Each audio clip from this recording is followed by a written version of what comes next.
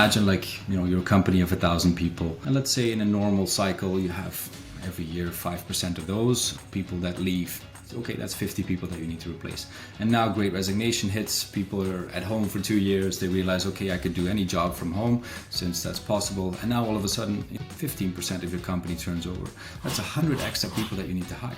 For each hiring process, you need to screen candidates, post jobs, follow up, and then here you are probably at a company of 1,000 people. Maybe you've got 10 people doing talent acquisition. Good luck to them. That's 10 per person extra on top of what they need to do. Sometimes not feasible or practical to just keep going through these cycles of rinse and repeat and keep replenishing all of the jobs. There is this huge trust problem. When you're working remotely and you're trying to scale any kind of business, doesn't matter what it is, business is done at the speed of how much you trust someone. There's actually many variables that come in, like the particular type of service you're looking for. Let's say we were looking for specific programming languages like Golang or PHP developers or iOS or Android developers. So I think there is then also different range of years that they've been working in this particular language, and then their overall work experience also comes in. So I think this was something quite time consuming, to figure out, do we speak the same language? Are we on the same page? Let's say you want to open up a new market. You've never done business in Southern Europe, and as a US-based company, you want to tackle this market. Or you figure out there's customers that you have never met in the Middle East. Okay, well, you could try to set up an office there and go then build our teams there. But that just takes time. It takes time to build up that understanding of the market. It takes time to just go through the hiring process. You could also just go with a partner. We have company pages, but the company pages are, in a sense, limited to maybe the public image that they want to portray. And it's not always easy to keep tabs on where are they, what kind of competencies do they provide, what locations do they have. So there's a level deeper that we're kind of missing at this point. So I think it's the part where the recommendations come in. 90% of the required skills that are to just get the business started are not necessarily being addressed by the core founders. Taking away the pieces that you don't want to focus on, I think, is even more important as a business. It's not perfect, because they also are faced with the same resignation issues, but at the same time, I do feel it's a good complement for businesses to grow. Exactly this scaling process, so to go from 100 plus to 200 plus, it was partially done with external teams from software development agencies in India or across Southeast Asia. So that was really the first time where I think we started to work with agencies at scale and had to figure out how do we onboard actually a larger number of people? How do we go through that, assess the talent, find the talent? For us, it's a bit more difficult because we're kind of in the middle segment. So we work better with vendors that are maybe 0 to 15, 20,000 people, so not the really big ones. But also we found really good combinations and partnerships with vendors that are just smaller and more nimble. It wasn't so easy. Yeah, in the beginning I thought okay, I'll just ask my friends. I have pretty decent network and I'm sure they can recommend me some good agencies, but that wasn't actually the case. So we really had to start from scratch and sort of try our luck, who's a good partner.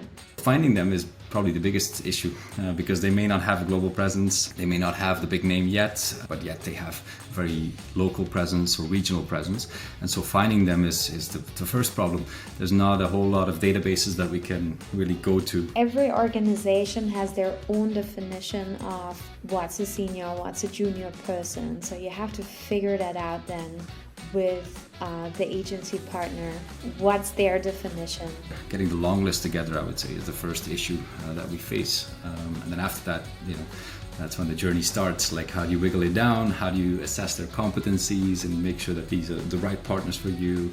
Negotiations, testing them out. And even for us as a business, we still have big growth targets and outsourcing is definitely a lever to pull. I mean, this is not a new business model, right? It's massive, so it's not an unproven business model in any shape or form.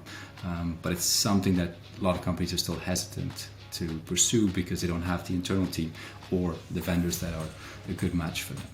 How can you trust a remote agency without some sort of third-party validation. You want to build a resilient startup and entrepreneurs, then you can't do it alone. And service providers, outsource partners, and all of that come in part of that bigger ecosystem.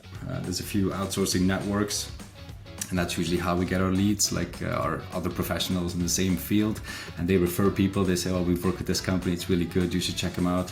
In outsourcing, we kind of moved to the next level. It wasn't really a pure cost drive in the end. It was really about just leveraging skills in a better way for those companies. Sometimes it's harder for us to find very niche skill sets. If you want to find good talent in Korea, for example, or Japan, it's a lot more difficult as a business to go in there and recruit. But outsourcing providers, maybe they have already existing offices there, they have existing talent pipelines, they speak the language, so it's easier for them to attract folks. And a partner that says, okay, we've been in this region for 15, 20 years, we have a couple of thousand people sitting here, and if it's successful, okay, you can still decide to open up an office there or expand your office there, or not.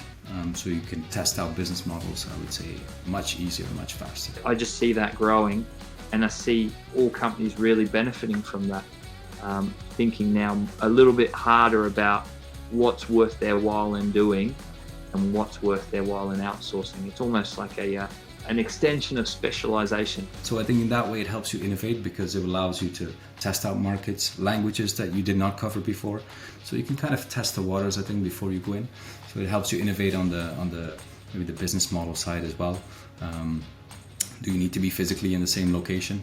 I look back at the companies I've worked with, and I don't think we could have made as much progress if we hadn't have outsourced a lot of those functions. I think those companies would have probably started to stagnate a little bit. So from that perspective, I think outsourcing providers are easier because they do have, I think, talent attraction is what they do. So they have their talent pipelines. And if you can give them, like, this is the type of talent that we need, they'll pre-screen people for you and have them ready to go. Can even pull people off other programs if you need them immediately. So the pool of talent that is available to them is just like a lot larger.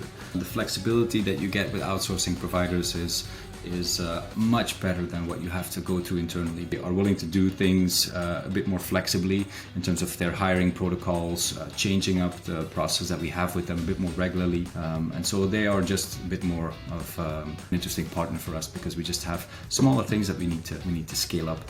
And that's the beauty of the whole outsourcing world, the way we've moved. It's now so easy to find that skill set, to lock that skill set in, to price that skill set against other quotes out there, to work with third-party providers to connect.